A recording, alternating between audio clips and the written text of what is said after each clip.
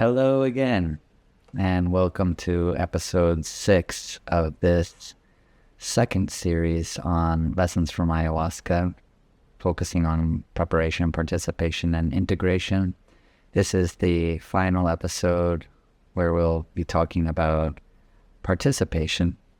And I think in the last episode, I presented hopefully some helpful and practical steps that you could take to optimize your healing experiences or the opportunities for healing.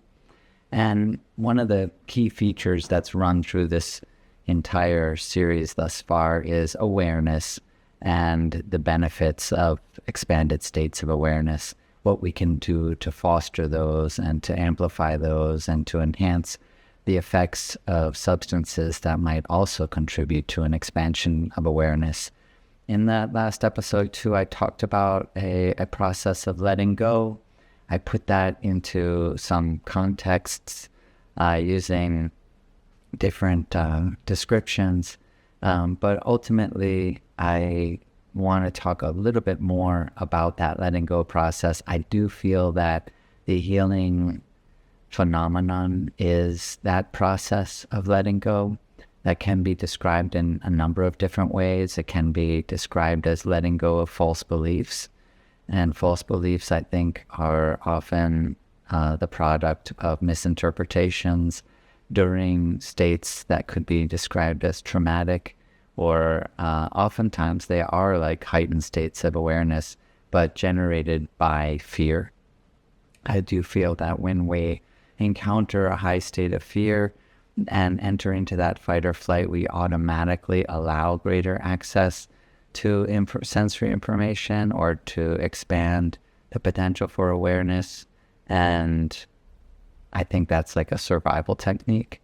However, when we form a belief in that state, it kind of enters into some of the ranges on that spectrum of awareness that we don't normally access. So we kind of like have energy of that belief existing in a place beyond our normal, ordinary sensory perceptive ability.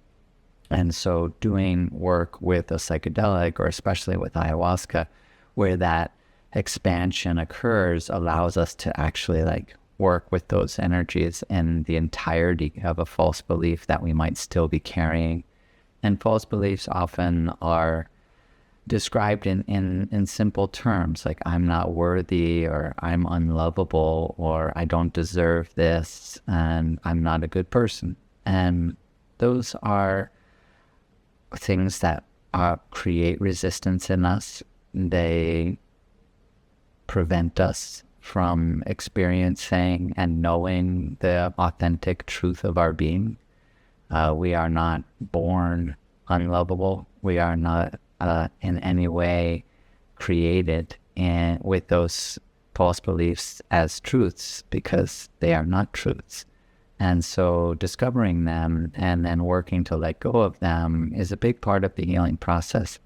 And sometimes in the healing work, we actually do that kind of mining where we're looking into the past, into the moments when those false beliefs might have been formed, or when those misinterpretations occurred.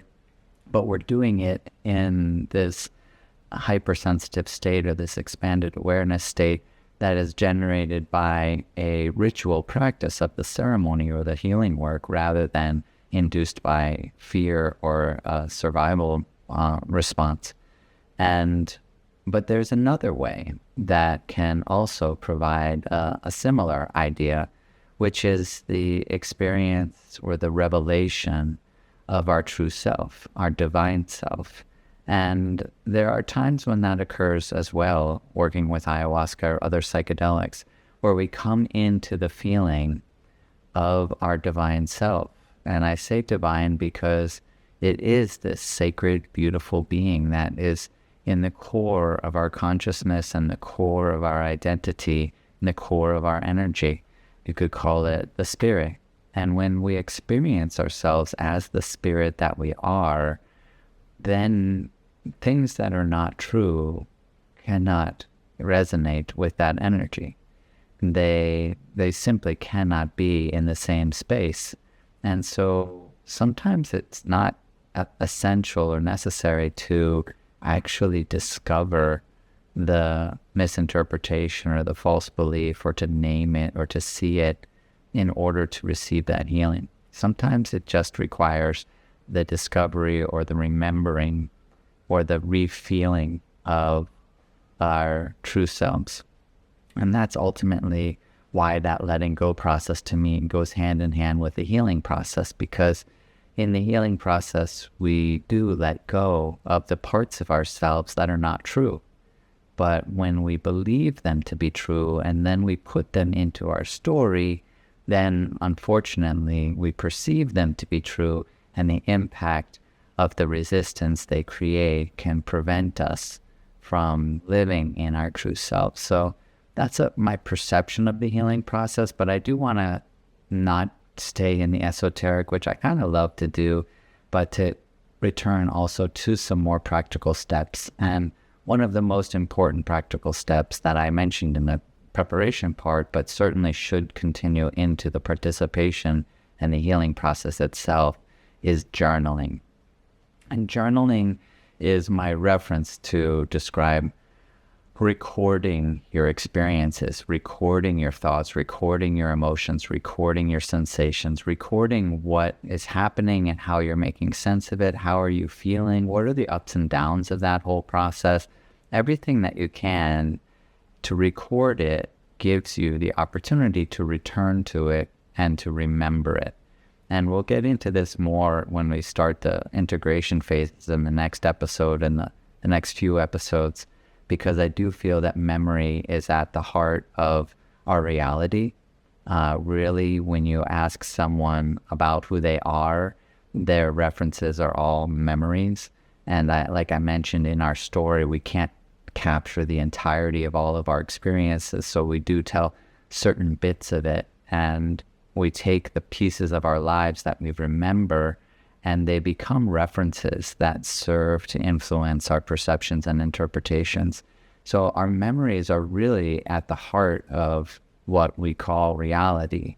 It is a collection of referential memories that we often will refer to, whether we're doing it consciously or unconsciously, and the influence of those referential memories then impact our perceptions and interpretations. And we don't remember an experience for how it was, we remember it for how we interpreted it. So while there could be the facts of a memory, how we describe it and how we remember what it felt like and what we responded to in that experience is typically not in the realm of facts. It's much more in the realm of our interpretations. For example, you could get on a horse and go for a horse ride, and yes, I rode a horse is the facts, but the way you remember it may be, and it was terrifying, and I never want to do that again, and it was painful, and all of those features are our interpretations of it rather than staying factual. Then we can go back into a memory, and sometimes this happens where we will change our interpretation of the memory. And in that way, we literally do change the memory. And if we believe that the memory was a true experience that we had, then in a way, by changing our interpretation, we do change the true experience that we had, or at least our understanding of it. And that can have really tremendous impacts on us. Now, sometimes also we come into a place where we remember something that we had forgotten. And that can also be very beneficial. So I do feel that focusing on our memories is very helpful. And how we can expand on the ability to remember our experiences is by writing them down. We do the best that we can to record whatever we feel like is happening, whatever we feel like is going on. Just like in the preparation, it gives us this opportunity to review what we've written down, what those memories are, and possibly see patterns that might not be as obvious on a day to day, but might become more obvious as that time expands. So definitely, I would highly recommend that journaling be a really big part of the healing process, where you're journaling as often as you can, really, but certainly like every day, and you're recording the memories of your experiences.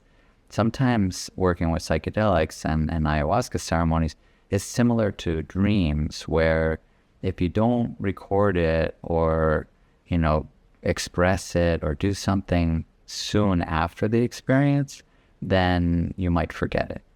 And I think that's very common with dreams, right? We wake up, and in the morning, right when we wake up, we might think, whoa, that was a weird dream, and we think about it. But if we're not speaking it out, expressing it in some way, writing it down, then by the end of the day, we might not really remember it, unless something triggers it, which is helpful too. And hopefully in an ayahuasca retreat or in a healing process, there's an ability to express it by speaking to others, whether those are facilitators or your fellow retreat participants in sharing circles or things of that nature. But writing it down is certainly like a great way to record that. And it doesn't even have to be writing. It could be recording in audio. In my last dieta that I did, I used this camera and I set it up, just kept it set up in my room. And so after a ceremony, I would just go in and hit the record button, sit in front of it like I'm doing now for you, and just speak. And, sometimes I can think of one where the ceremony is really profound, and I just like sat down and I just went, and in just that few seconds, I could see so much of what happened for me in that process. And so definitely keep journaling, but also like be paying attention to the phrasing that you're using and the interpretations that you're making, and see if there is the possibility to trace those. Tracing our reactions and our responses is another way to gain more insight. So for example, like if we respond a particular way to a memory or a particular way to an experience that might be happening for us in the healing experience, but we ask the question like, why did I react that way? And then we start a process with that curiosity, which is at the heart of this as well, to discover how I came to perceive and interpret particular experiences this way. If you encountered a dog and you became very fearful, just seeing the dog, and you ask the question, why did I respond that way? Like, why was my response fear when I saw that dog? Then that might lead you to experiences from your past that had perhaps been misinterpretations, or perhaps they were actually like experience of maybe you got bit by a dog or something, and now you're worried that you might get bit by a dog again. And I think that speaks to like the nature of trauma and the nature of trying to protect ourselves, and looking to see on an emotional level, like, was I hurt before? Am I trying to prevent being hurt again? But in doing so, am I really holding myself back?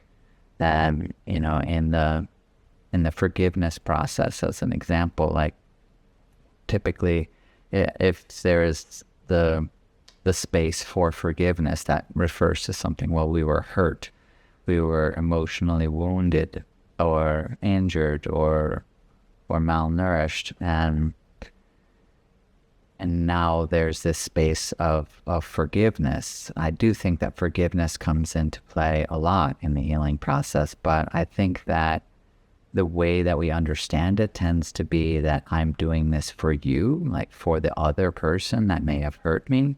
Like, oh, I need to forgive my mother. But a better way of looking at it, I think, is that we're actually giving ourselves freedom, because when we're in that state where we're not forgiving, that state of still feeling that pain, holding on to it, then we're trying to protect ourselves, at least that's our mindset, from getting hurt again.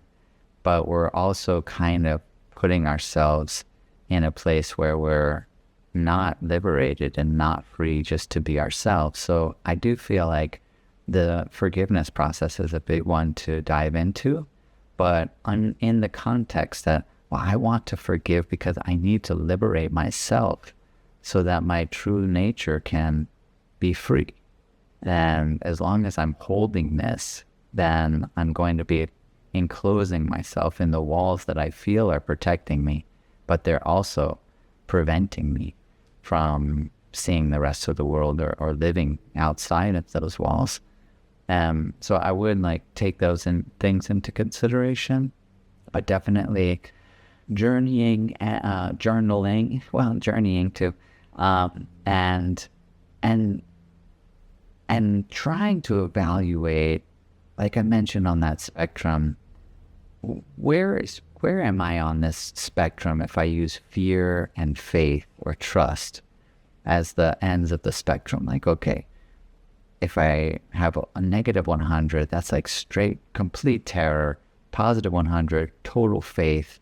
Where am I in this process? Do I trust the process that is happening for me? Can I be curious enough to recognize that my own resistance might be holding me back from greater and greater levels of trust?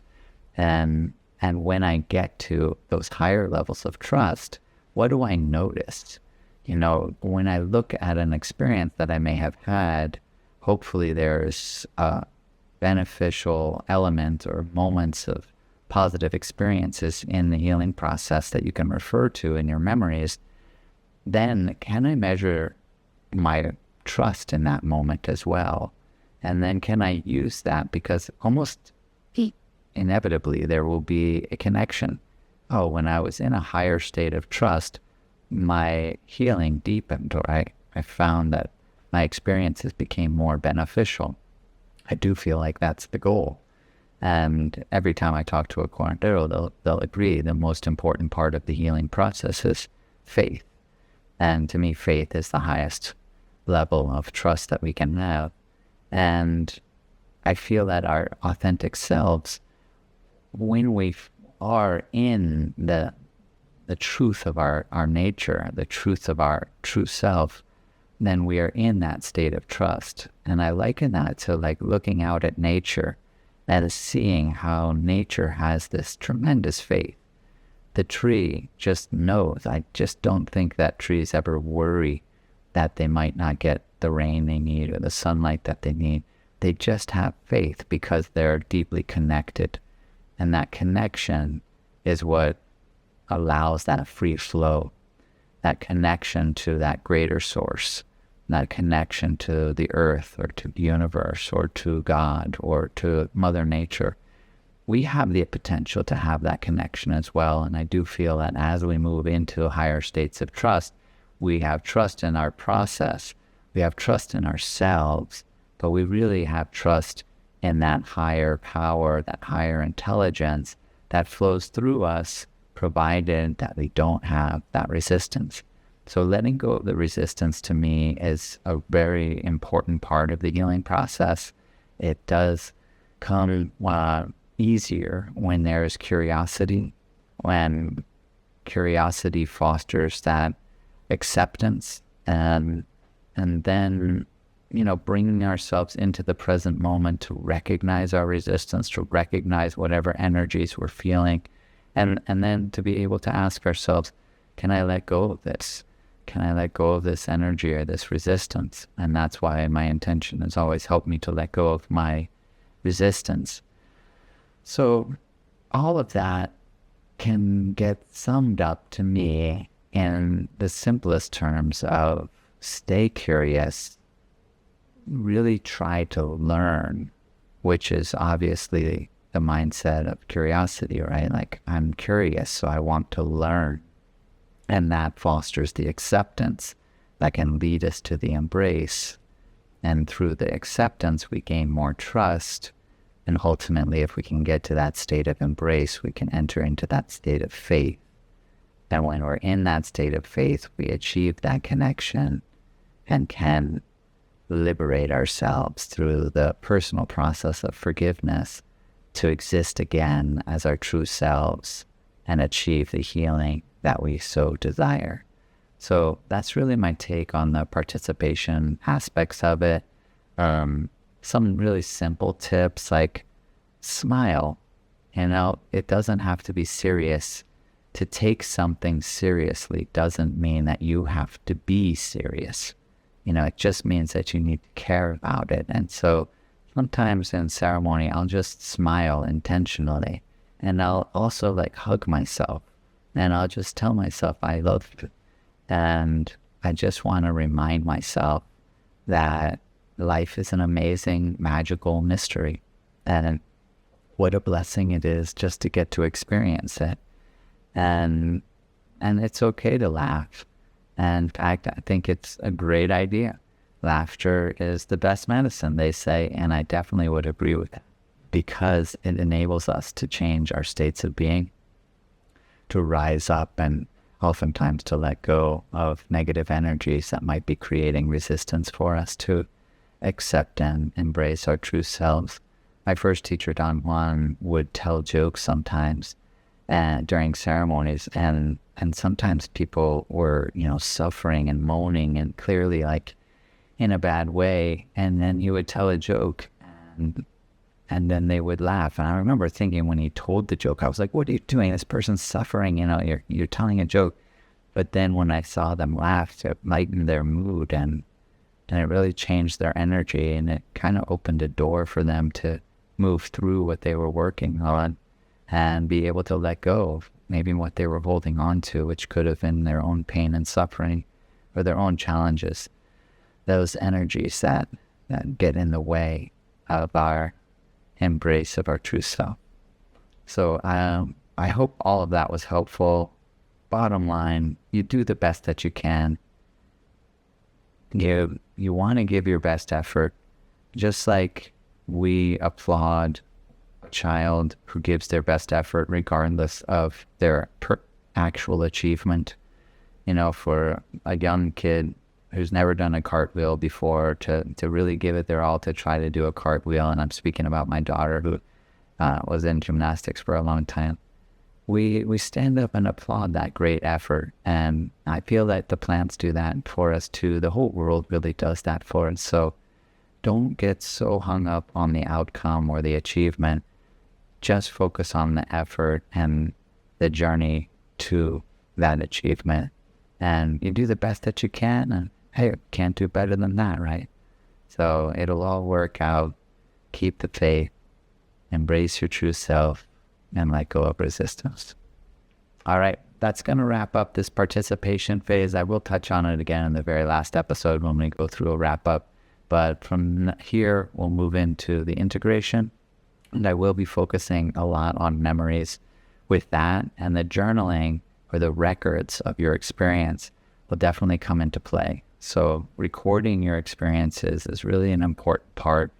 Please do your best to record as much as you can so that you have access to it afterward to remind yourself of all the details, and probably you won't be able to record them all, but at least they'll stimulate you to remember them when you look back at them again. So we'll get into that in the next episode. Thanks so much for joining me. I hope that this was beneficial for you.